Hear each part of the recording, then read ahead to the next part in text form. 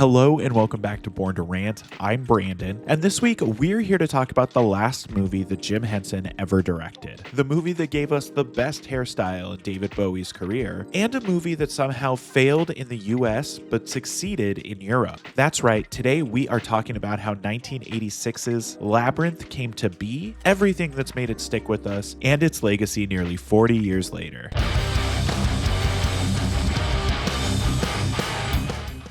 Now, Labyrinth is one of those movies that has felt ever present in my life. I don't even really remember seeing it for the first time, and I know my family didn't own it on VHS, but I do remember it being on TV all the time. And every time it was on, it would suck me in, especially the first half of the movie. One thing I was really struck by when rewatching Labyrinth is just how much this movie owes to The Wizard of Oz and Alice in Wonderland. Not to say the stories are one-to-one or anything like that, but I was very surprised by how inspired Labyrinth is by them, and the fact that I never really noticed it before. So while we didn't own this movie on VHS, it was one we did end up owning on DVD, and I would watch it at least a few times a year from the time I was 10 until I was probably like 19 or 20, and now I average one view every couple of years or so. And there's obviously one thing that keeps all of us returning to this movie over and over again. No, not that.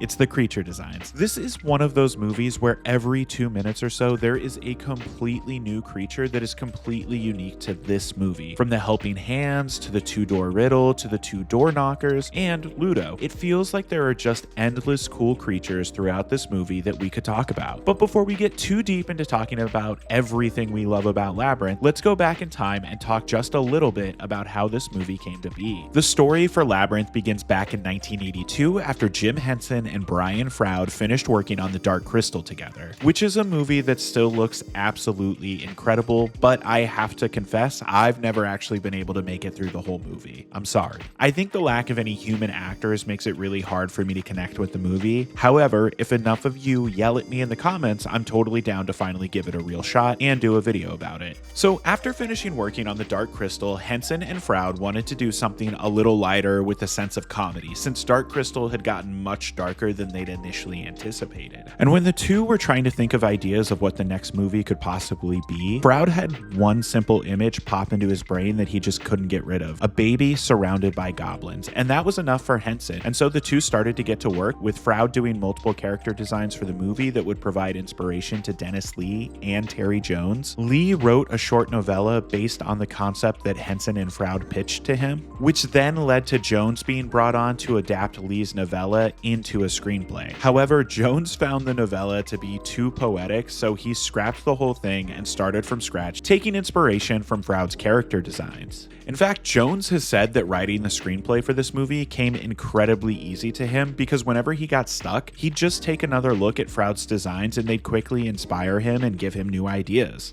And while Terry Jones may be the only credited screenwriter on this movie, there were actually a few different script doctors hired to make tweaks, including Laura Phillips, Elaine May, and George Lucas. According to Jones, the final version of Labyrinth was quite different from his original vision. He blamed the casting of David Bowie as the thing that took the story in a completely different direction. And speaking of casting, before Henson and the team landed on Bowie, Mick Jagger, Sting, Michael Jackson, and Prince were all considered for the role. Honestly, I would kill to see a version of Labyrinth with Prince as Jareth. I think he could have maybe even done a better job than Bowie. Maybe. Probably. It's tough to say. As for the other two human characters in the movie, the baby Toby is actually Toby Froud, as in Brian Froud's son. And for the role of Sarah, a lot of actresses were considered for the part, including Helena Bonham Carter, Laura Dern, Marissa Tomei, and even Jenna Maroney herself, Jane Krakowski. It's for my movie. The Verger has a limited release next week. But ultimately, the role landed with 14-year-old Jennifer Connelly, who at this point in her career had already done Once Upon a Time in America and Dario Argento's Phenomena, which is a totally normal and not weird at all movie.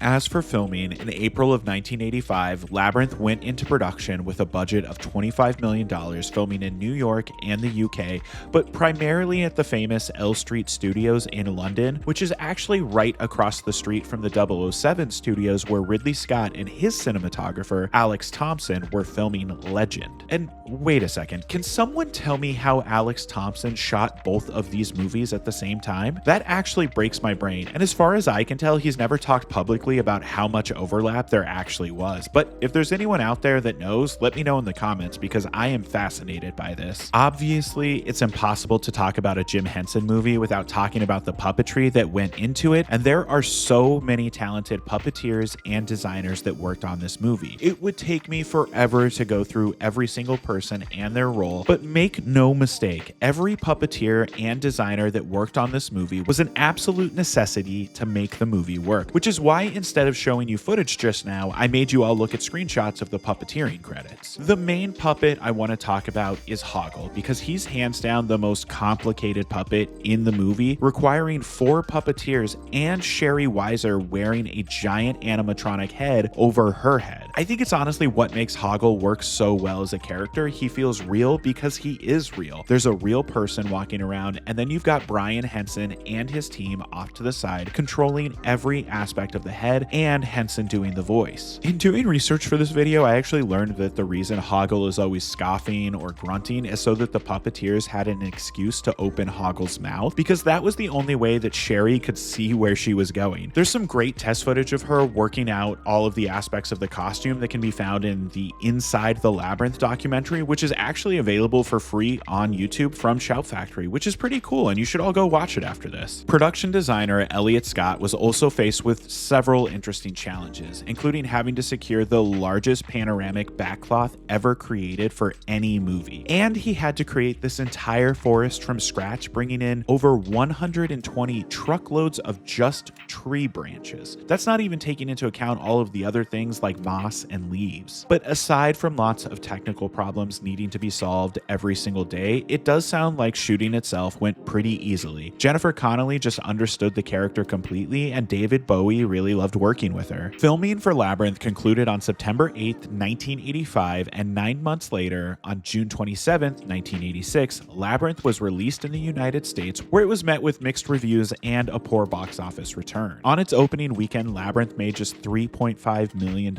against its $25 million budget and placed 8th at the box office. But then, 6 months later, the movie opened in Europe and the UK and ended up being a moderate hit, taking in a worldwide total of $35 million, which is still a mildly disappointing box office return, but through the home video market, Labyrinth easily became profitable. It was really interesting seeing some of the reviews for this movie, like finding out that Roger Ebert only gave it 2 stars didn't really surprise me, but finding out that Gene Siskel hated this movie and called it awful really blew my mind. Apparently, he had a real problem with Henson using a baby in peril and called it, quote, one of the sleaziest gimmicks a film can employ to gain our attention. Calm down, Gene. What's funny is that he was offended by this, but he loved Blue Velvet, which, I mean, I do too, but it's funny he was more offended by Labyrinth than he was Blue Velvet. Okay, with all of that out of the way, I think it's time we dive deep into Labyrinth and talk about all of the things that have made it stick with us for nearly 40 years. Labyrinth opens with Jennifer Connelly's Sarah rehearsing lines from a play called The Labyrinth in a park with her dog, Merlin. I actually think this is a great way to start the movie, and obviously it foreshadows Sarah's journey and her eventual showdown with Jareth incredibly well. And let's just say it up front, Sarah is kind of a brat and quite literally has main character syndrome. She's mad at her stepmom because she lost track of time and was late coming home to babysit, and it's not like she had plans anyway. And I think the line, "She treats me like a wicked stepmother in a fairy story no matter what I say," from the stepmother really does a great job of showing just how negative Sarah's mindset is at the beginning of the movie. We also get this classic little tracking shot through Sarah's room, and if we look at the decor, it foreshadows the adventure we're about to go on, as well as some inspirations for the story, like Where the Wild Things Are. Also, I love how once Sarah notices a missing stuffed animal from her room, she loses her mind and goes and yells at her infant brother, but specifically the way we start cutting to the goblins as she starts monologuing about how she wishes the goblins would come take Toby away. I also really love how annoyed they get when Sarah doesn't just say, "I wish the goblins would come and take you away right now. That's not hard, is it?" I just like how the movie lets us see the otherworldly elements literally wake up and enter the story. And speaking of entering the story, the introduction to David Bowie's Jareth is so cool. So, fun fact, these glass balls he's moving around, those aren't Bowie's arms. They hired a juggler who was standing behind Bowie with his arms through his sleeves, and the really impressive thing is that the juggler didn't even get a monitor, so he couldn't see what he was doing. I've also always really loved how smooth the transition is from Sarah's house in the real world into the world world of the Labyrinth. It's very simple and cool. Jareth tells Sarah she has 13 hours to solve the Labyrinth and save her brother, or else he'll become a goblin forever. We're then introduced to Hoggle, who's taking a leak, kind of a weird way to introduce a character in a kid's movie, but whatever, it's funny. As is Hoggle killing fairies and Sarah being offended until one of them bites her. Hoggle shows Sarah the entrance to the Labyrinth, and I just love how this whole world looks. I have to give another shout out to both cinematographer Alex Thompson and the sets designed by Elliot Scott and his team just give this movie such a wonderful otherworldly feeling. And Hoggle telling Sarah that she takes too many things for granted really foreshadows the lessons that Sarah will learn along her journey. Personally, I'm also very fond of this talking worm, and the worm telling her to go the wrong way is one of the jokes that made me laugh the hardest when rewatching this movie. We cut to Jareth and the goblins hanging out, and they go into what I think is objectively the best musical number in the entire movie. And apparently Jareth's little preamble is actually lifted almost word for word from a 1947 film called The Bachelor and the Baby Soxer, starring Cary Grant and Shirley Temple. You remind me of a man. What man? The man with the power. What power? The power of hoodoo. Hoodoo? You do. Do what? Remind me of a man. So not only is Magic Dance the best song in the movie, but I think it's also one of the most fun moments in the entire movie, with all of the goblins jumping 8 feet into the air as part of the choreography. We're then introduced to the four-headed door, where one always tells the truth and one is always lying. And look, this riddle kind of breaks my brain. I know it's not that difficult and I could work it out if I sat down and thought about it for 30 seconds, but I also love that it doesn't matter if we can solve the riddle or not, because Sarah calls it a piece of cake and then falls into one of the more imaginative set pieces in the entire movie, the helping hands. This has always been the set piece that intrigued me the most. The way the hands keep making not only faces, but completely different types of faces is so cool. So the helping hands help Sarah go down, where she winds up in an oubliette and is reunited with Hoggle, who's secretly working with Jareth and is supposed to be bringing Sarah back to the start of the Labyrinth, but she buys him off with a plastic bracelet, which he is hyped about, until Jareth shows up and threatens them both and sends a giant drill after them. Yet another cool practical set piece, and I love the reveal that the drill is being powered by 2 small goblins via pedals. It's then time for another member to join our party of heroes, and we're introduced to Ludo, who's just a big sweet guy who loves rocks, and Sarah saving him is one of the cutest moments in the movie. We're then introduced to our second set of doors. This time we have a conversation with the door knockers, and Sarah and Ludo make their way into the forest before Ludo quickly falls down a hole, and Sarah calls out for Hoggle to come help. And oh, hey look, it's David Bowie as rocks. Jareth shows back up to threaten Hoggle one more time, and this time he gives him a peach to give Sarah that will knock her out. Meanwhile, Sarah has run into the fire gang, and the way they shot this is so cool. So because the puppets needed to be able to remove their heads and other body parts, what they did was they first shot the scene up against a black velvet backdrop with all of the puppeteers wearing crushed black velvet suits and puppeteering. The puppets and Sarah were both then rotoscoped out and put onto the backdrop we see here. Super time consuming and it doesn't look perfect, but come on, that's just such a cool solution to a problem. So the fire gang really want to take Sarah's head off and throw it around, but luckily Hoggle shows up in the nick of time, only for Sarah to hug him, forcing them to fall down and nearly land in the bog of eternal stench, where they catch back up with Ludo. As the group make their way through the bog, we're then introduced to Sir Didymus and his faithful steed Ambrosius. Sir Didymus refuses to let our heroes cross his bridge, that is until he reveals that he swore an oath that no one may cross the bridge without his permission. So Sarah just asks for permission, which no one has ever thought to do before. So he lets them cross and joins up with our heroes, and our party is now complete. The team make their way deeper into the forest, and Hoggle finally gives Sarah the drugged peach that Jareth gave him, causing Sarah to fall asleep and hallucinate a crazy ballroom sequence. And even though this is a visually impressive sequence in the movie, I've always kind of hated it. In my opinion, it kind of brings the movie to a screeching halt. We're having this fun adventure, but now we've got to take a 3-minute detour for a David Bowie music video. And look, I love Bowie. Who doesn't?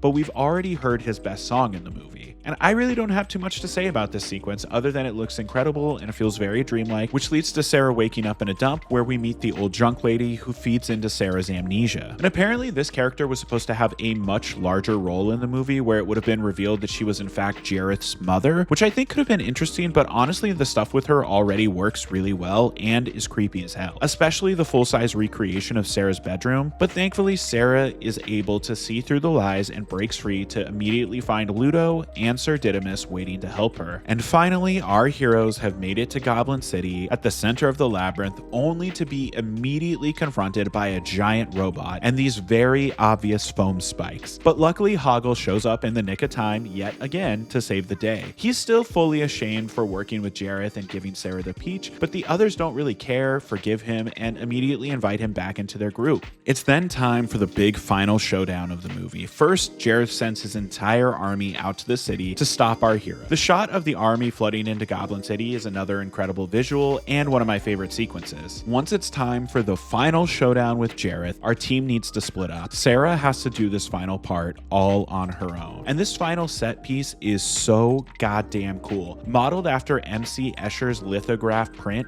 Relativity, the whole set just kind of breaks my brain. Even seeing the behind the scenes footage of them filming this sequence, I still don't quite grasp how this thing was built. Now, the movie uses a lot of simple in-camera tricks here, like playing this footage of Toby catching the ball in reverse or using mannequins for shots. It's just incredibly well done filmmaking. It feels like this set piece in particular is everything this movie wanted to be. It's exciting, kind of frightening, and David Bowie is there to sing a pretty mediocre song to get us through it. Again, I love Bowie, but I think aside from Magic Dance, his songs in this movie are just not for me. As for Sarah's final conversation with Jareth, it does a good job of showing Sarah's growth throughout the movie. She feels more confident and sure of herself going into the monologue from the beginning of the movie. So Sarah finally remembers the line, You have no power over me.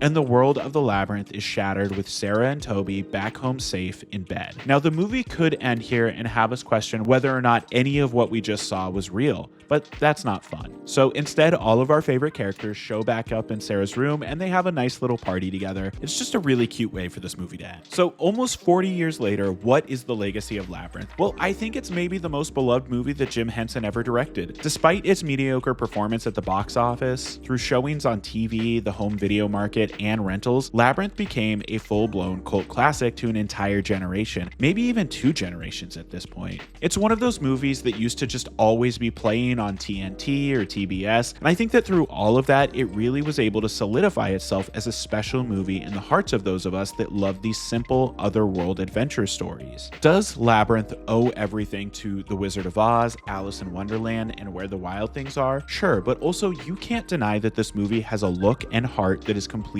its own. Labyrinth has spawned several books, comic books, a video game, and earlier this year, it was announced that a sequel was in development from Robert Eggers, who has directed movies like The Witch, The Lighthouse, The Northman, and Nosferatu. But I wouldn't necessarily count on that movie actually happening. Based on a little interview I read with Eggers, he said he always has lots of projects in development, and obviously we now know that his next movie will be Werewolf, starring Aaron Taylor Johnson. Personally, I don't need a Labyrinth sequel or to ever return to the world of Labyrinth. With Henson and Bowie sadly gone, I just don't think there's any real reason to go back. If you've made it this far into the video, thank you for watching, and a special thank you to my patrons who produced this video. You all help make these videos possible. If you'd like to be credited as an executive producer or producer, you can find a link to the Patreon in the description below. Patrons get to help me pick which movies to cover on the channel and get access to an exclusive Discord server. Born to Rant is a completely independent channel, and I use absolutely no AI in the making of my videos, so please don't forget to like, subscribe, and turn on notifications. We release new videos covering all of your childhood favorites every Thursday at 7 a.m. Pacific time. Okay,